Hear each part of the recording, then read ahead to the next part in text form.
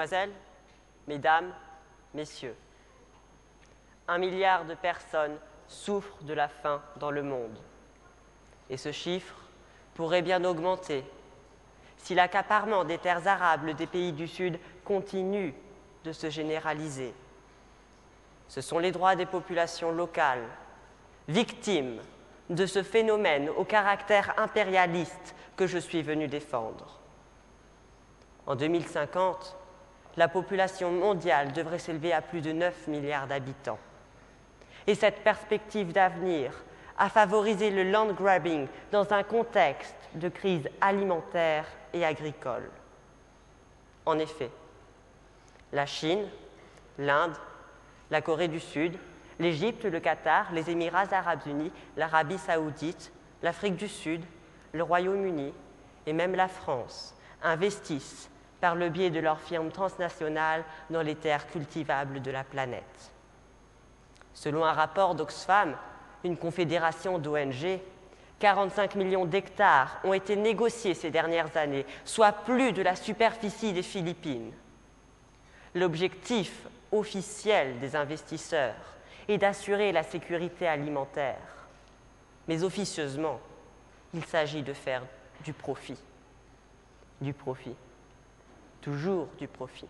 Encore du profit. Et je n'en parlerai pas, si seulement ce n'était pas au détriment de l'environnement, des pays les moins avancés et de leurs 2 milliards de petits producteurs, dont 800 millions sont sous-nourris.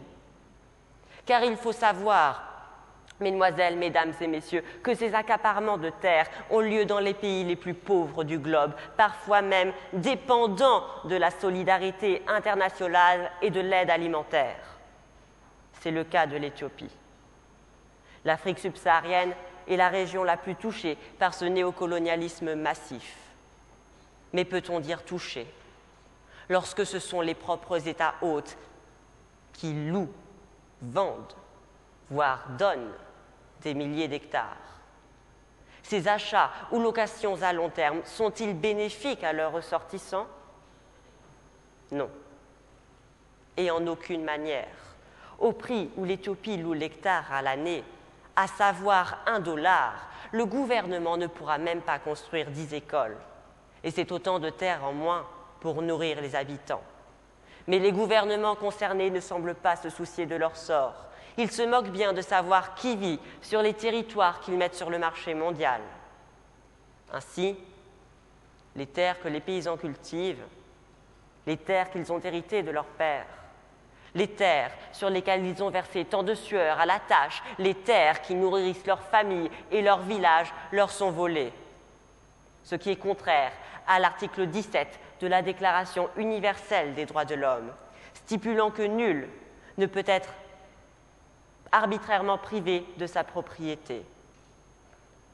Selon Olivier de Schutter, rapporteur spécial pour le droit à l'alimentation au Conseil des droits de l'homme de l'ONU, les contrats signés entre les sociétés productivistes étrangères et les États hôtes ne font que 3 ou 4 pages au maximum.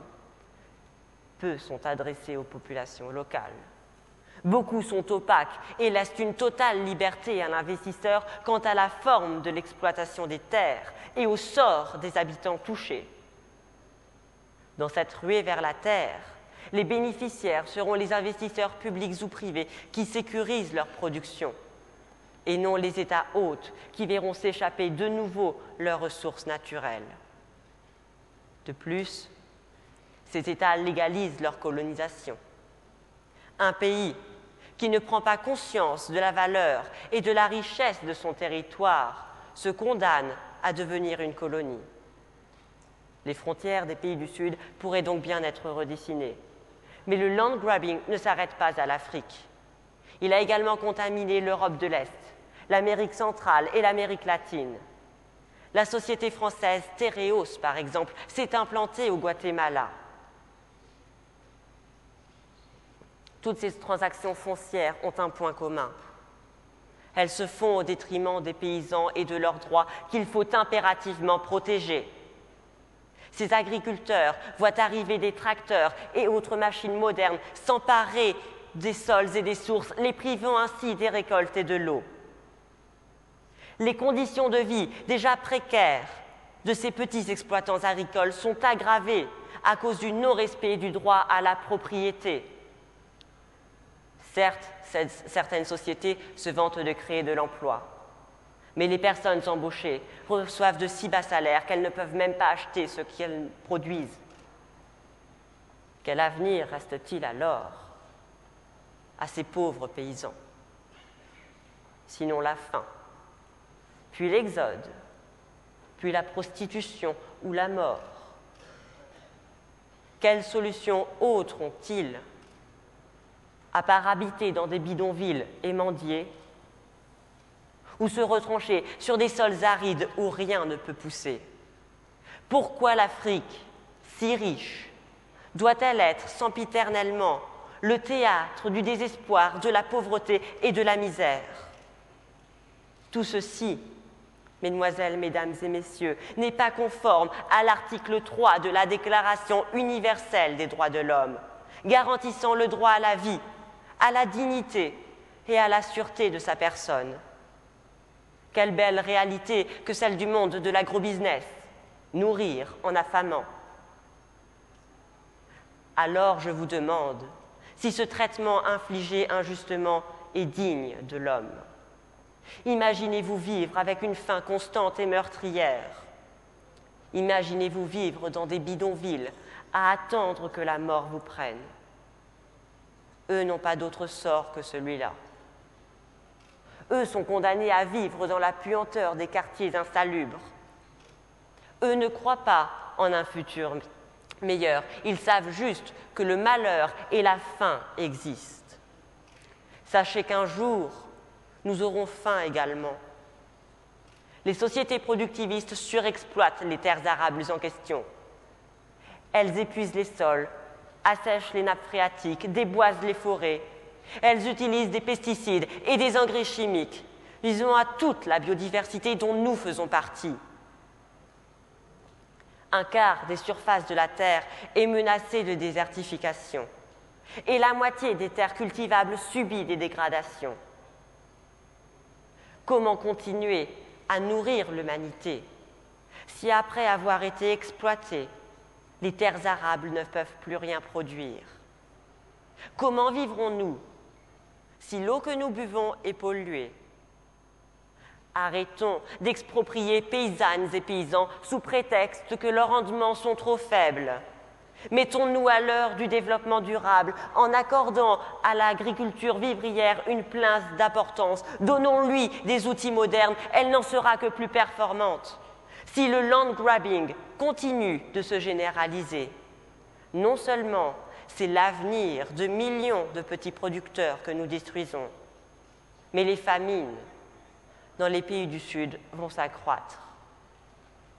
Les terres ne produiront plus de nourriture et tous nous sommes en danger. Comment se fait-il que cette menace ne soit pas médiatisée? Pourquoi ne parle-t-on pas de cette réalité effrayante afin que tous les hommes, tous, puissent en prendre conscience? Bien sûr, il y a des gens qui savent, mais ils sont trop peu nombreux. Bien sûr, il y a des actions qui sont menées, des pétitions qui sont écrites. Je citerai comme exemple l'action entreprise par les ONG défendant les droits des petits producteurs à Madagascar.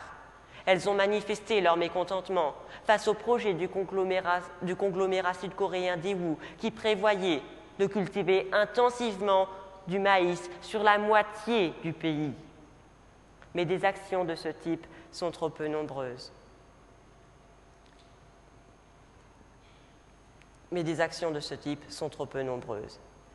En définitive, le land grabbing n'est pas seulement l'occasion de se livrer à des investissements spéculatifs qui engrangent des bénéfices colossaux. Il appartient à un processus à long terme qui vise à ce que les firmes de l'agrochimie, de la pharmacie, de l'alimentation et des transports s'emparent de l'agriculture. Changeons de chemin afin d'éviter cet avenir peu prometteur. Retournons sur nos pas, en essayant de résoudre tous les problèmes de la faim et en n'excluant personne.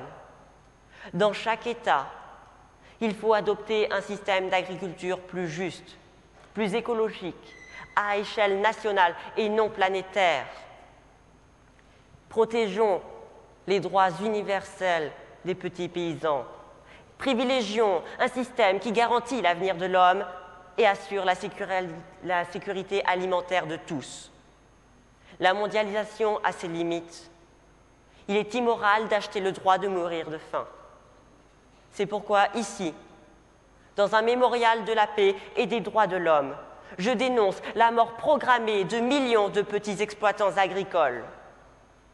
Je prie le gouvernement français de faire pression sur les États hôtes et sur les sociétés qui investissent afin que les populations locales puissent jouir des droits à la propriété et à la dignité, qu'ils veillent à ce qu'il ne soit pas écrit sur les livres d'histoire, géographie des écoliers futurs, le land grabbing a provoqué la plus grande crise alimentaire mondiale.